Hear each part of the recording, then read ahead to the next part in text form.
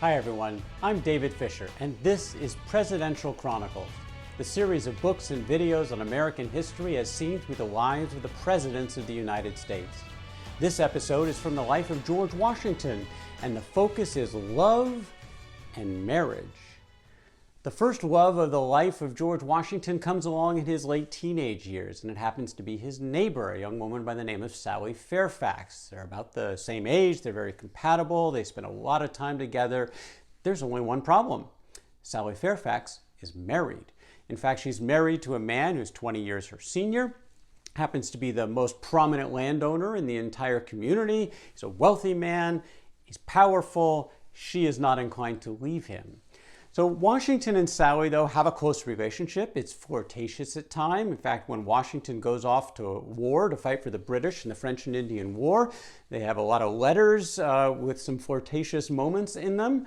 But when Washington decides to sort of give up on his pursuit of a career in the British military, he doesn't think he's going to be able to advance there. It's 1758. He's 25 years old. He comes back to his plantation farm at Mount Vernon, and it's time to settle down. And he decides one more time to try to get Sally Fairfax to join him. He writes her a letter in which he says, "You have drawn me, dear madam, or rather I have drawn myself, into an honest confession of a simple fact. Misconstrue not my meaning, doubt it not, nor expose it. The world has no business to know the object of my love, declared in this manner to you." Unfortunately for George, Sally is not interested in leaving her husband. So George Washington moves on to Plan B, and it's a pretty attractive Plan B because the next object of his desire happens to be the wealthiest woman in all of Virginia, and her name is Martha Custis. Martha Custis, a year older than George, has just been widowed by the loss of her husband Daniel Parke Custis, and she inherits from his estate a whole bunch of money, land, and slaves as part of the assets that she would bring into any marriage. She also has 2 children, and so she's looking for a new man to come in, have a home with, to help take care of the children, grow and prosper. Washington is looking to settle down. It's a good combination. It feels a little bit like it was sort of almost an arranged kind of marriage because it happens very quickly.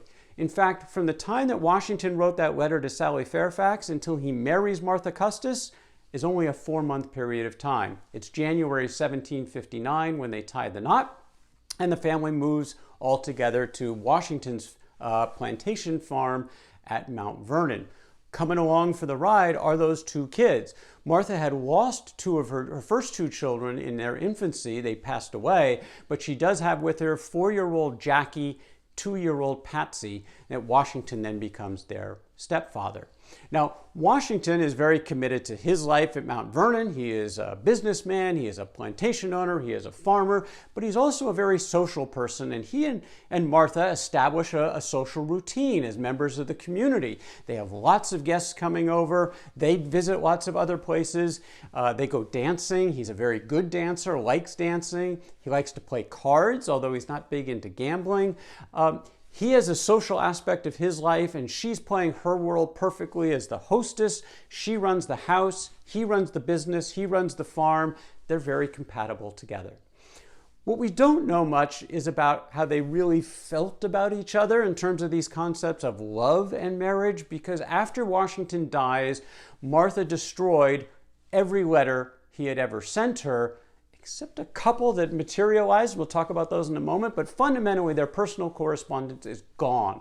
So we just don't have that kind of insight into Washington's world. He was meticulous in keeping his sort of business documentation for posterity's sake. That's immaculate. But his personal letters, they were destroyed. But we do have one letter that survives. It wasn't to Martha, it was from George Washington, this is years later, that he writes to one of Martha's grandchildren about this topic of marriage. And he writes to her not to look for perfect felicity before you consent to wed. Love is a mighty pretty thing, but like all other delicious things, it is cloying.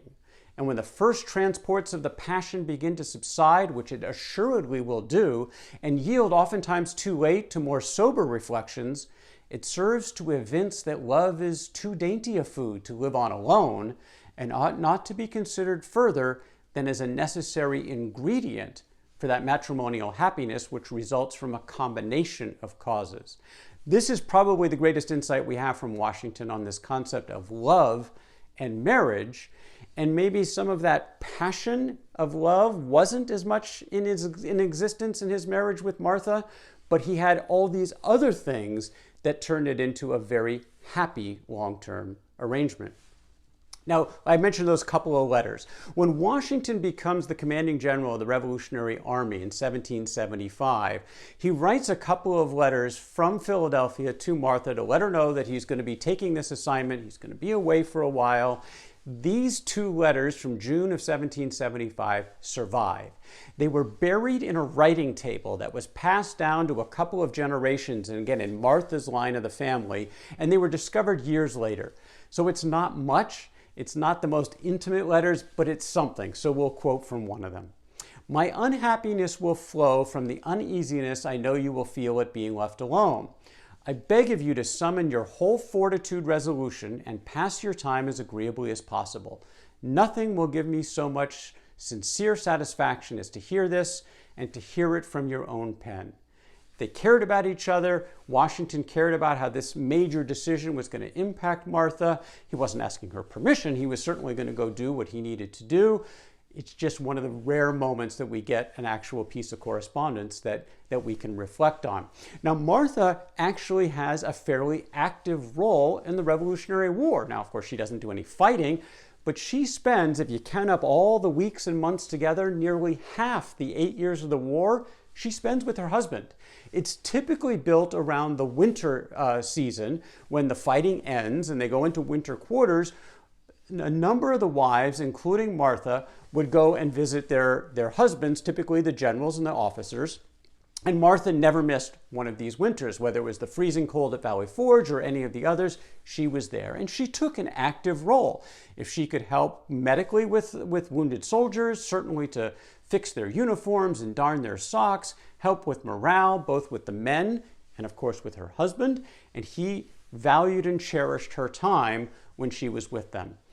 Martha also contributed to the war cause in another way, a scientific way.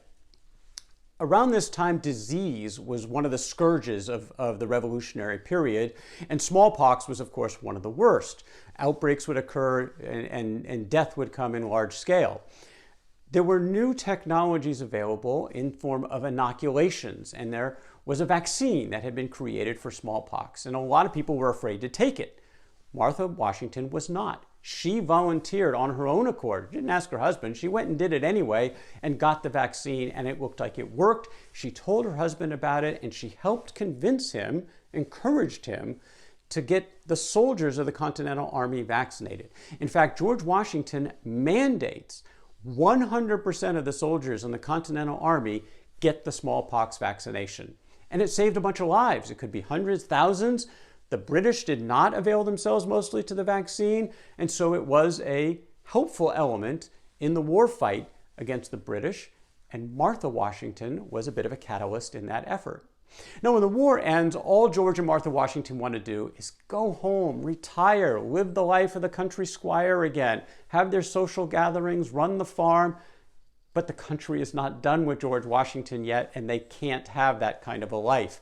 He's called back for the Constitutional Convention. He's called back to be President of the United States, not just for one term, but 2 terms. Martha doesn't really want this lifestyle. She'd rather be at home in Virginia, but she'll never stand in her husband's way. She understands the sense of duty that he brings to his life, and she is there in the capitals of New York and Philadelphia as president, to be with him every step of the way. Finally, in 1797, his commitment to the public is over, comes back to Virginia and Mount Vernon. And interestingly, George Washington does write a letter that we have access to Sally Fairfax, his first love. Now, Sally Fairfax had spent the last many years in England because her husband, George Fairfax, was a loyalist. He was loyal to the crown. Revolution breaks out. They're out of there. They move away from Northern Virginia and go back to England. Fairfax, the husband, eventually dies, and Sally is now on her own in England. And Washington wants her to come back and spend time with him and Martha as family friends as they live out their remaining days. He writes to her, None of which events, however, nor all of them together, have been able to eradicate from my mind the recollection of those happy moments, the happiest in my life, which I have enjoyed in your company. Now, he's being polite. He still has some semblance of feelings for Sally, certainly fond memories, and he wants her to come back. She says no. She lives out her life in England. In fact, she dies alone, and that part of his life is over, but it was still rekindled a little bit in his mind, as we see from this one letter. At the end of the day, Washington himself passes first in the couple. He dies in December of 1799. It marks the end of a 40-year relationship. Again, maybe didn't have the spark of passion and love that some other relationships have, but in terms of a successful marriage, it had all of the characteristics. 40 years, mutually supportive, highly compatible. Both of them were pleased for all intents and purposes for the relationship that they had. That's the best we can tell because, again, we don't have access to the letters, which were destroyed. But for all visible signs, it was a very comfortable and happy existence for George and Martha Washington. And that is George Washington and love and marriage from the life of George Washington. For more Presidential Chronicles, check out my books on Amazon.com and don't forget to subscribe to my YouTube channel. Until next time, I'm David Fisher, and this is Presidential Chronicles.